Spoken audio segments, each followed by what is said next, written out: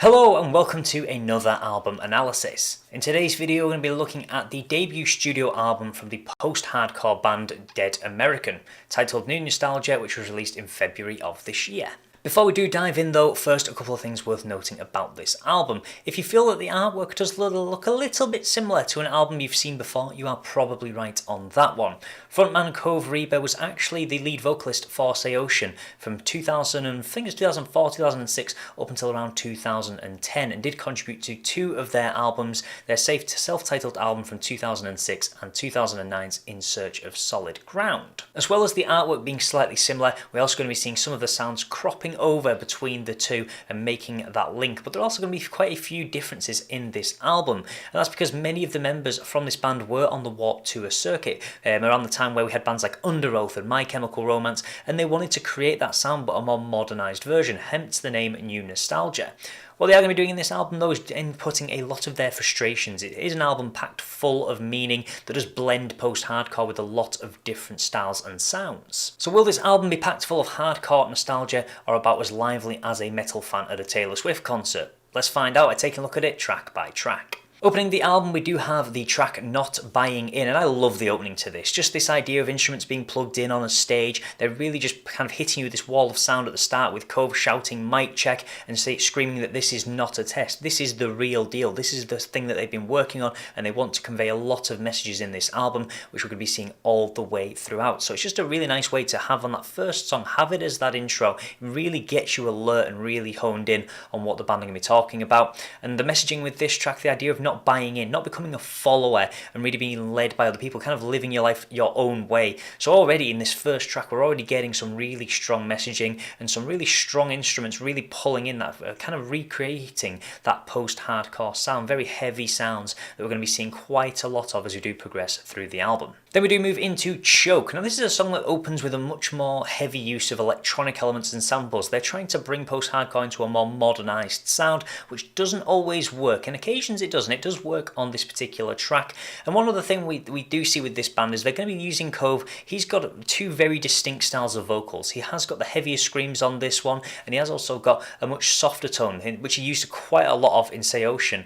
But the thing is, he dances more between the two on this album. I think if he just stuck with those softer styles or that particular sound that he had on Saocean, it would sound like a carbon copy of that 2006 album. So he's had to make it a little bit different by tapping into the more aggressive side of his vocals. And we're going to be seeing that used to convey a lot of emotion, to convey those frustrations, which does make it work on some of the tracks. And this is one where it really does. It talks about not backing down or letting go. And we do have these screamed elements which help recreate the idea of an argument, this back and forth, which is really good and really strong to see that it's been used in this correct way for this particular track.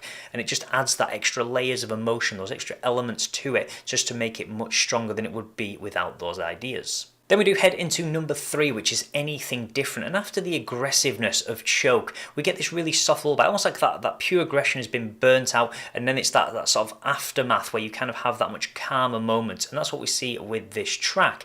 It does switch into a much more softer area, kind of tackling that idea of depression. Just let me fall until I feel anything. One thing I really like that they do in this track is they have these softer parts, but then they do also have this climbing and falling between the two. They kind of talking about climbing out of depression, but it's not just a straight line going up. It ebbs and flows. It's almost very hilly. So you've got these sort of troughs in these areas where it has to drop back down. And the higher moments where you're climbing up the hill, they use these much louder sounds, make it really feel more positive, and then hit the negative side with the falling back down, which is really great to see this kind of power struggle that they have implemented into this track. And it does make it a very strong track, probably one of the more standouts on the album in the way that they've constructed it in terms of trying to convey that style. Then we move into the opposite at number 4. Now this is a song that has some really great bass lines from Josh. He really does wonders on this particular song, and it also has shows the first elements of good layering of the vocals.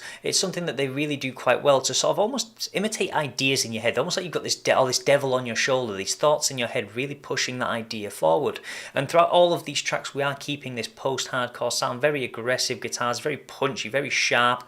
However, However, they are occasionally mixing in different elements, and that's something they really want to do. And it's weird because there are times where this doesn't work. You have this aggressive sound with this almost uplifting melody, and this is one of those tracks that does that. You have this weird blend that doesn't always work 100% of the time. It depends on the meaning of the track.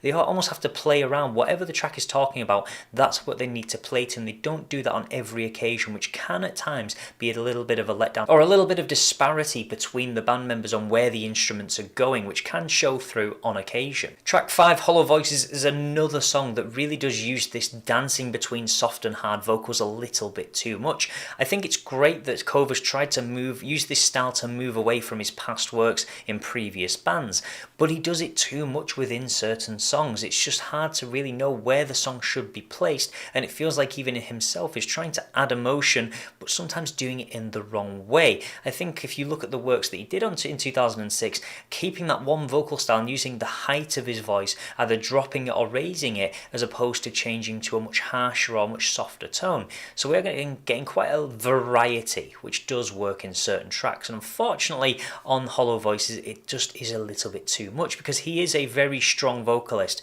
and I don't think the instruments do help on this track. They do fall out of place in occasion. They're not fully working in line with each other, and it can sound a bit jagged and almost like the band members are doing their own thing at times, which does lead it to being a little bit all over the place because there are just too many different elements trying to be combined. For track 6, we do have Hate Speech. Now, I like one thing about this track. I like the use of expletives because it helps convey that frustration, that raw aggression, and they use quite a lot of them throughout this album, but on this album they really do use these aggressive vocals to a very strong effect. And this is the sort of song where it does work. You're almost shouting and screaming at somebody, so you expect that addition. It fits in well with the theme of the song, as opposed to some of the ones that haven't had that same power behind them or that same meaning where it has worked. But unfortunately, there is one tool they use on this track, and the tool itself is brilliant, but I feel it's on the wrong track. And this is where we're towards the end of the song, where we have got these great harmonies, this great layering of vocals in that final verse chorus area,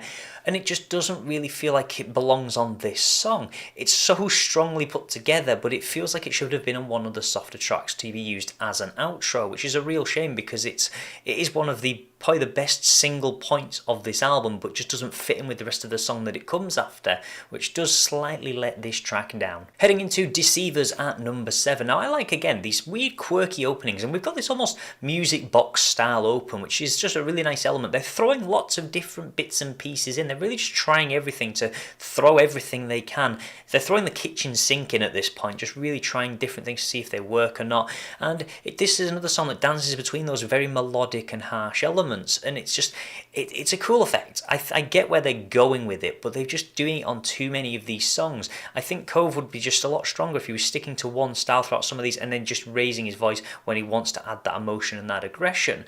And it does maybe on this one work a bit more, because the concept is deceivers. If someone's being deceptive, they're not showing their true self. So this is one of those few tracks where I can understand that dancing between the two, even though there's quite a lot of it, it fits with the theme. And this song is much stronger than many of the others on the album because of that reason, because it's got something in the lyrics to back it up. Because Cove's songwriting is fantastic. The meanings on these songs are really, really good, but it's just sometimes the way that he kind of builds his vocals around it aren't always the best way of doing things. I just feel like sometimes you lose some of the meaning because of the way they are constructed.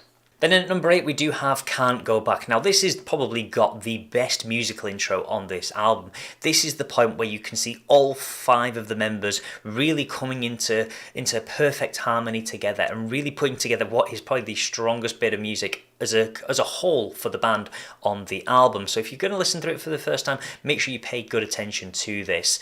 The only downside is once we get past this intro, we do go into this odd mix with the uplifting style and the screamed lyrics again, and it's this constant tug of war, unfortunately, between the two as to where we're going. But the musicianship on the album is actually really strong. It's just there are times where they don't feel like they're 100% working together, but each member does get their time to shine and really do put on some great moments in these songs throughout this this album, but it's just a bit of a shame when it's just, again, that point where they're not all connected to one another at times, and it just can be quite noticeable. Once you pick up on it once, you hear it kind of again and again and again. Then in at track 9 we do have Full of Smoke. Now this is a track that makes great use of metaphoric lyrics. We see a lot of it, we've seen quite bits and pieces of it throughout the rest of the album, but this is a song where it really does become noticeable. I can't clear my head because you're filling it with smoke. So we've got this idea, you can picture this in your mind, some very descriptive lyrics that are very understandable and easy to digest, and that's something I've really got to kind of give Cove some credit for. A lot of these songs are very applicable to the people, to whoever's listening, just because of the fact they're so easy and simple to break down. It's great to get those messages across. They're not overcomplicating these tracks with too many sort of hidden meanings, and this is one song that really does show that. We have also got a very strong drum pattern on this track, probably the best on the album for this particular song, and a really nice guitar solo just to wind us out as an outro to this track. Again, just trying something new with every single song that they have put on this album. For track 10 we do have Just Let Go, another track that unfortunately kind of blends in those softer areas and does occasionally fall over itself in terms of the instrumentation. It just feels like at times, again, we've got this disjointedness, this part where they're all just doing their own thing. They just think, oh, my song's part sounds great, and then you put it all together and you can just notice there's a couple of things that are a little bit off, and it just can get a little bit jumbled at times. Did make it one of the more forgettable tracks on the album. Then we do have a track called Vertigo, and this is a song with a very strong pounding opening. Again, great use of drums to that effect. It is again, unfortunately, one of the more forgettable tracks on this album, despite having a very strong meaning. They make heavy use of repetitive lyrics, but it actually fits in with this idea of vertigo, this repetition imitating cycles. But unfortunately, it's just at this point in the album where we feel a bit lost. We don't really know what's going on. Unfortunately, the album's probably a few songs too long, coming in at 13. I think you could taken a couple of these out, as much as the band are trying to vent a lot of their frustrations through the music and they've got a lot of messages they want to convey. There are a couple that just really do fall by the wayside and just don't really carry that meaning as strong as they can, because they just feel a little bit lesser in terms of some of the stronger tracks that are on the album. For track 12 we do have Rainer's Song, which is probably the best on this album. It's just a song all about tackling overdosing, watching a loved one suffer, packed full of emotion. And I talked a little bit earlier about I wish Cove would just keep his voice in one range and then just make it higher or lower when he's trying to convey emotion, as opposed to kind of using the screaming and the soft, like looking at the soft and hard sections to really break them apart. And this is the track where he does that perfectly. It works so well. He kind of has this soft undertone to his voice, and then when he wants to add that emotion in those peaks on this song, he just raises his voice. He gets louder. He doesn't try and change the tone and get harsher or softer. He just raises the volume to kind of show that idea of you get really angry when you lose a loved one, and that shows perfectly through this. I wish they'd done this style on more of the album, but at the same time I do understand that if they'd done that, they may have sounded too much like, say, Ocean's 2006 self-titled album. So I can kind of see the push and pull that he was stuck with in terms of, do I kind of go for the full nostalgia and sound just like them, or do my own thing and kind of take a little bit of a risk? But this song just sounds so perfect. It is the best song on this album without shadow of a doubt.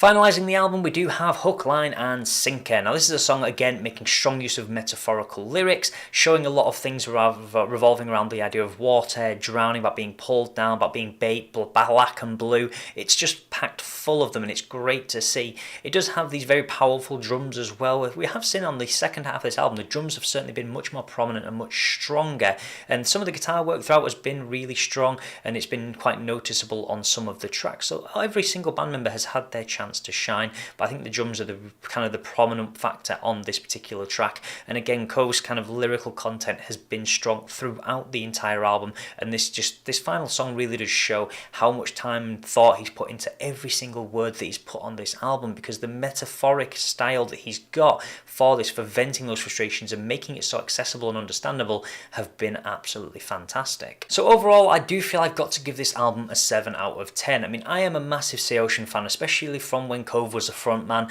and I do love his work he's done on this album, and I love especially the lyrical content. I can't get over how strong of a songwriter he is, and that's shown on pretty much any album he has ever worked on. Unfortunately, the musical side of things, as well, it's quite strong at times. It does also have those moments of this disjointedness, which does unfortunately in areas let it down, and I do feel there's a couple of tracks on this album that are very forgettable. Now I know not every song can be a massive hit, but I feel like at 13 it is a little bit too long. It probably could have been done with being 9 or 10 songs at most, probably. There are a couple that you could probably take out. Maybe Can't Go Back was not very noticeable, and Vertigo as well probably felt a little bit sort of under the radar in terms of how it went.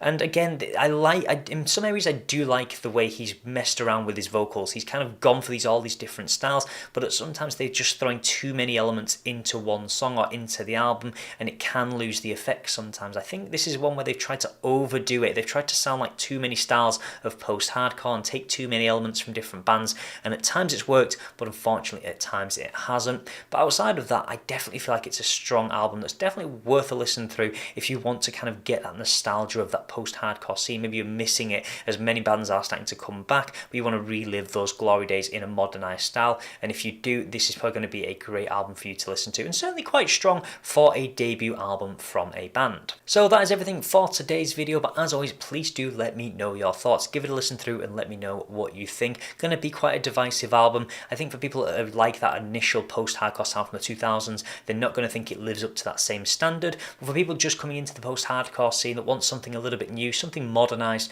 it's definitely a good intro to that genre of music. And if you want to see more content like this, then please do feel free to subscribe, and I will see you in the next album analysis.